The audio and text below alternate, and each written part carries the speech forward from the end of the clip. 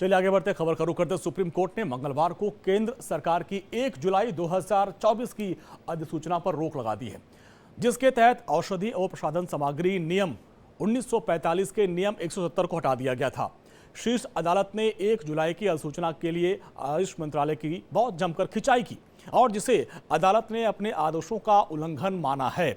औषधि एवं प्रसाधन सामग्री नियम 170 के तहत लाइसेंसिंग अधिकारियों की मंजूरी के बिना आयुर्वेदिक, सिद्धा या फिर यूनानी उत्पादों के विज्ञापन पर रोक लगा दी गई थी।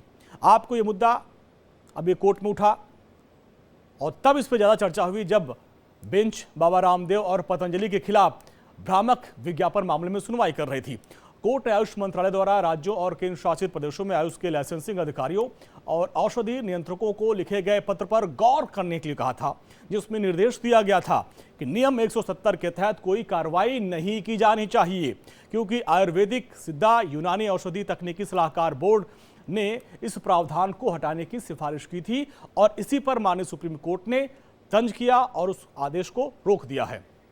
और ज्यादा जानकारी के साथ हमारे लीगल एडिटर आशीष सिन्हा हमारे साथ जुड़े हैं। आशीष, जरा विस्तार से बताएं, कोर्ट ने क्या कहा है? देखिए, इस मामले में सबसे दिलचस्प ये रहा कि भ्रामक विज्ञापन मामले में सुप्रीम कोर्ट ने सबसे पहले पतंजलि को फटकार लगाई। उसके बाद बाबा रामदेव का नंबर आया, फिर बालकृष्ण का नंबर आया। बाबा रामदेव, पतंजलि और बालकृष्ण, इन तीनों को लिखित माफी मांगना पड़ा सुप्रीम कोर्ट से। बाद में सुप्रीम कोर्ट ने कंटेम्प्ट वाला मामला हटाया, लेकिन इस दायरे को बढ़ा दिया था। अब इस दायरे के जद में केंद्र सरकार भी आ गई। दरअसल केंद्र सरकार का एक हलफनामा था जो सुप्रीम कोर्ट को नागवार गुजरा। केंद्र सरकार ने सुप्रीम कोर्ट को यह बताया कि 1 जुलाई को उन्होंने एक नोटिफिकेशन जारी किया था, जिसमें उन्होंने ड्रग्स एंड कॉस्मेटिक रूल 170 को हटा दिया था। अब 170 कहता क्या है, ये दर्शकों को समझना बेहद जरूरी है। दरअसल ये वो नियम है जिसके तहत जो यूनानी दवाएं हैं और आयुर्वेदिक दवाएं हैं, अगर इनमें कोई भ्रामक विज्ञापन होता है तो ये उसकी जांच करते हैं। दूसरा, ये वही रूल है जिसके तहत कोई भी आयुर्वेदिक या फिर यूनानी जो दवा है, अगर वो लाइसेंस उनको मिलना है तो राज्य के अधिकारी जो होते हैं वो ये देखते हैं कि क्या ये विज्ञापन देने लायक है या नहीं, यानी जारी करने लायक है या नहीं है। सुप्रीम कोर्ट ने दो टूक कहा कि केंद्र सरकार ने जो नोटिफिकेशन जारी किया है वो तो हमारे जो आदेश है उनके बिल्कुल विपरीत है। हम ये कह रहे हैं कि केंद्र सरकार जो है वो कार्रवाई करे, तो केंद्र सरकार तो नियम को ही हटा दे रही है। हालांकि केंद्र सरकार की तरफ से इसको डिफेंड किया गया और उन्होंने कहा कि भ्रम से बचने के लिए और अनावश्यक जो मुकदमे बाकी है उससे बचने के लिए इस नियम को हटाया गया था। केंद्र सरकार की तरफ से यह भी कहा गया कि जो भ्रामक विज्ञापन का मुद्दा है उससे निपटने के लिए drugs and magic remedies act अलग से है, उसके तहत इसे निपटाया जा सकता है। लेकिन सुप्रीम कोर्ट को यह बात नागवार गुजरी। सुप्रीम कोर्ट ने नोटिफिकेशन पे जो स्टे लगाया था, जो 170 धारा हटाई थी, उस नोटिफिकेशन पे ही सुप्रीम कोर्ट ने स्टे लगा दिया। बाद में नटराजन साहब अपीयर हुए थे, जो एडिशनल सॉलिसिटर जनरल है सुप्रीम कोर्ट में केंद्र सरकार की तरफ से। उन्होंने सुप्रीम कोर्ट से कहा कि हमें एक मौका और दीजिए। कोर्ट ने कहा ठीक है, हम आपको 1 हफ्ते का और समय देते हैं, 1 हफ्ते के बाद आप हमारे पास आइए। और सुप्रीम कोर्ट ने एक बात को और साफ कहा कि भ्रामक विज्ञापनों को लेकर जो सुनवाई है वो सुनवाई जारी रहेगी।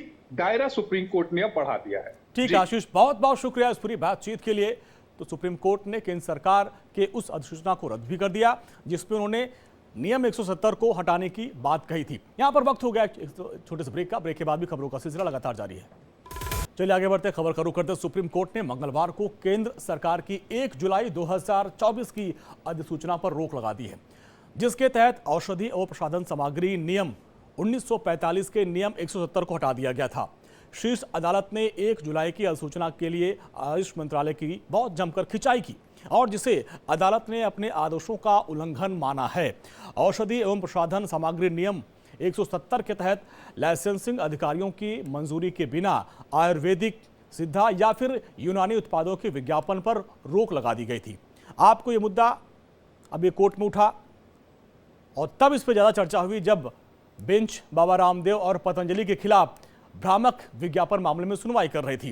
कोर्ट ने आयुष मंत्रालय द्वारा राज्यों और केंद्र शासित प्रदेशों में आयुष के लाइसेंसिंग अधिकारियों और औषधि नियंत्रकों को लिखे गए पत्र पर गौर करने के लिए कहा था, जिसमें निर्देश दिया गया था कि नियम 170 के तहत कोई कार्रवाई नहीं की जानी चाहिए, क्योंकि आयुर्वेदिक, सिद्धा, यूनानी औषधि तकनीकी सलाहकार बोर्ड ने इस प्रावधान को हटाने की सिफारिश की थी और इसी पर माननीय सुप्रीम कोर्ट ने तंज किया और उस आदेश को रोक दिया है। और ज्यादा जानकारी के साथ हमारे लीगल एडिटर आशीष सिन्हा हमारे साथ जुड़े हैं। आशीष, जरा विस्तार से बताएं, कोर्ट ने क्या कहा है?